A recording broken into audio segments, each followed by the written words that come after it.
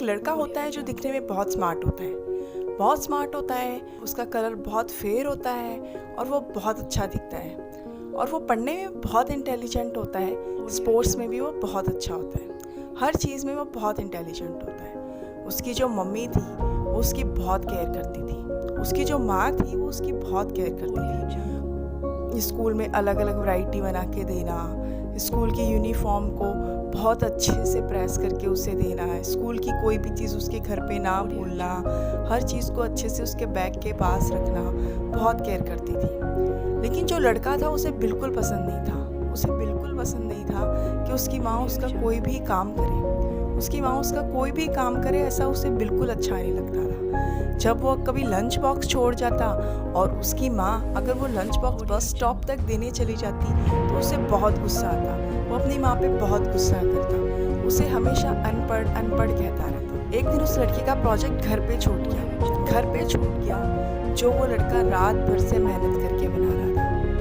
रात भर से मेहनत करके बना रहा था, वो घर पे छूट गया। ये देख के उसकी माँ ने सोचा, अरे मेरे बेटे ने रात भर मेहनत की है, अगर ये स्कूल नहीं पहुँचा तो इसकी डांट पड़ेगी। ये सोच के उसकी माँ बस स्टॉप तक गई भागी भागी, लेकिन देखा तो बस वहाँ से जा चुकी थी। जब देखा तो बस वहाँ से जा चुकी थी, उसने फटाफट से ऑटो पकड़ा और ऑटो पकड़ के वो स्कूल पहुँची, प्रोजेक्ट देने गई तो लड़के को बहुत गुस्सा आया। उसने सबके सामने अपनी माँ की बहुत बेइज्जती की और प्रोजेक्ट को अपनी माँ के मुंह पे फेंक दिया।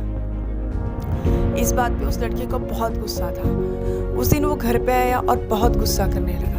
इतने में उसके पापा ऑफिस से आ गए। उन्होंने सुना, उन्हें गुस्सा आया, वो उसे डांटने ही वाले थे कि उनकी माँ ने कहा कोई बात नहीं। तभी उसकी माँ ने कहा कोई बात नहीं, बच्चा है। तो उसे बहुत गुस्सा आ रहा था। उस दिन उसने अपनी स्कूटी उठाई और वो अपने दोस्त के यहाँ जाने लगा। रास्ते में उसका एक्सीडेंट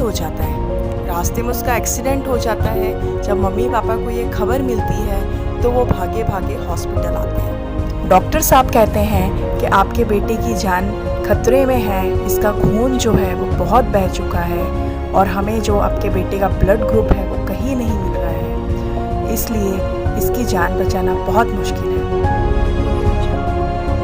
तब उसके पापा और उसकी मम्मी का ब्लड चेक किया जाता है और उसके पापा का जो ब्लड होता है वो उस बच्चे से मैच नहीं होता है, लेकिन उसकी माँ का, उसकी मम्मी का ब्लड जो होता है वो उससे मैच हो जाता है। और उसकी माँ डॉक्टर साहब से कहती है, हाथ जोड़ के कहती है कि आप मेरे खून की एक एक बूंद ले लीजिए, लेकिन मेरे बेटे को बचा लीजिए। अब ब्लड देना शुरू हो जाता है। काफ़ी ब्लड उसकी माँ दे चुकी होती है। उसके बाद डॉक्टर कहते हैं अब हम आपसे ब्लड नहीं ले सकते, लेकिन उसकी माँ कहती है नहीं, चाहे मैं मर जाऊँ लेकिन मेरे बेटे को ये ब्लड देके आपको, मेरा खून देके आपको मेरे बेटे को वो ठीक करना ही है। ये कह के उसकी माँ जो थी वो सारा अपना खून दे देती है और अपनी आखिरी बूंद तक उसके खून देते ही बेटे को होश आने लगता है और माँ जो थी वो वहीं की वहीं उसकी डेथ हो जाती है। माँ की डेथ हो जाती है। कुछ देर बाद बेटे को होश आता है। वही भी अपनी माँ पे बहुत गुस्सा था, नाराज़ था, लेकिन जब उसके पापा ने उसे सारी स्टोरी बताई कि आज तुम अगर ज़िंदा हो तो तुम्हारी माँ की वजह से ज़िंदा हो, तब उसने कहा वो माँ जो जिसकी तुम सगी औलाद